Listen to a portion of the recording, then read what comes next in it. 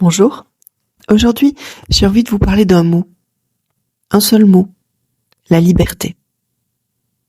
Pas la grande liberté, celle qu'on graverait sur des monuments ou qu'on brandirait dans des discours. Non. Une liberté plus petite, plus quotidienne. Et peut-être justement pour ça, plus fragile. La liberté de parler. Et je mets ce mot volontairement entre guillemets, parce que ce dont je vais vous parler n'a absolument rien à voir avec ce que vivent des millions d'hommes et de femmes dans le monde. Des gens qui risquent leur vie pour dire ce qu'ils pensent, des journalistes emprisonnés, des militants disparus, des familles muselées. Je trouverais même indécent de comparer notre situation en France à la leur. Et pourtant, quelque chose s'est installé dans nos entreprises, dans nos réunions, dans nos couloirs.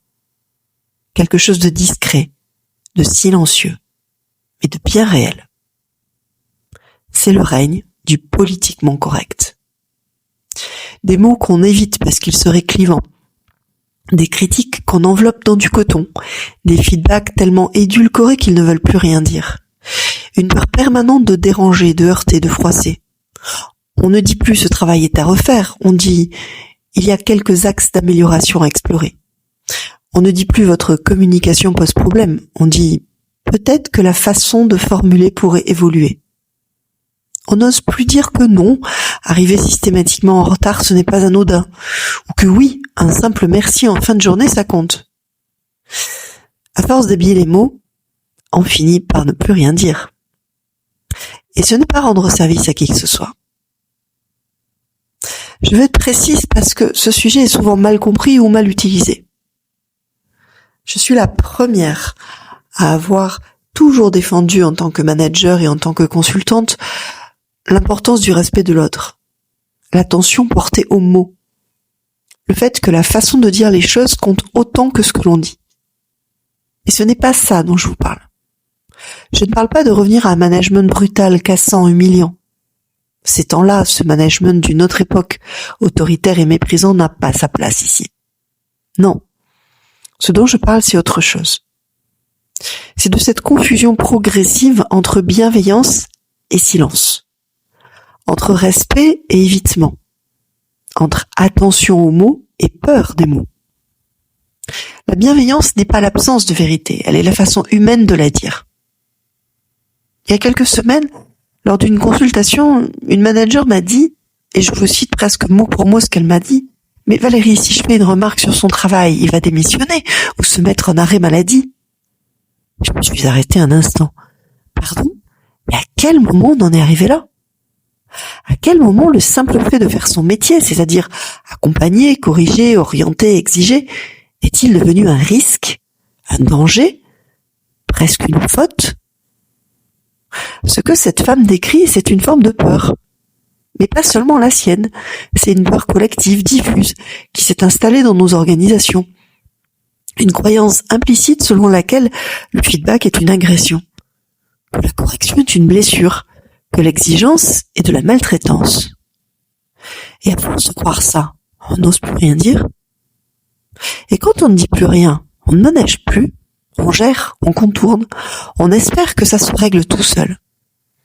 Mais ça ne se règle pas du tout seul. Voilà ce que je crois. Si vous êtes injuste, si vous critiquez sans jamais reconnaître, si vous corrigez sans jamais remercier, si vous êtes cassant, humiliant, imprévisible, alors oui, vos collaborateurs partiront, se fermeront, se protégeront.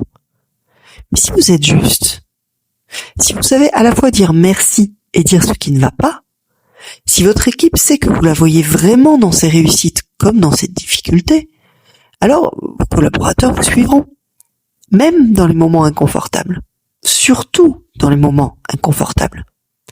Être juste, ce n'est pas être politiquement correct, mais c'est même souvent tout l'opposé d'ailleurs. Le politiquement correct protège l'ambiance à court terme. La justice, elle, construit la confiance à long terme. Et la confiance, c'est ce qui permet à une équipe de traverser les tempêtes. Pas les silences, pas l'évitement, mais la confiance. Il faut savoir appeler un chat un chat. Ce travail n'est pas bon, cette réunion a mal tourné, cet objectif n'a pas été atteint, cette attitude pose problème. Bref, dire ces choses clairement, humainement, sans détour inutile, ce n'est pas de la cruauté, c'est du respect. C'est considérer l'autre comme un adulte capable d'entendre la réalité, d'en tirer des leçons, de progresser. Envelopper chaque vérité dans 10 couches de précaution, c'est parfois plus dégradant que de le dire franchement. Parce que ça dit implicitement, je ne te fais pas confiance pour encaisser ça. Alors parlez, dites les choses, avec soin, oui, avec humanité absolument, mais dites-les. Ce que je vous souhaite aujourd'hui, c'est de retrouver le goût de la parole vraie, pas la parole dure, pas la parole blessante, non, la parole vraie, celle qui respecte l'autre assez pour lui dire la vérité. Dans vos équipes, dans vos échanges, dans vos feedbacks, soyez humains, soyez justes, soyez directs, et n'ayez pas peur des mots, à condition de les choisir bien. Merci de m'avoir écouté. N'hésitez pas à vous abonner à la chaîne ou à liker, cela m'aide à continuer. Et si vous pensez que ce podcast peut intéresser quelqu'un que vous connaissez, n'hésitez pas à partager. À très bientôt.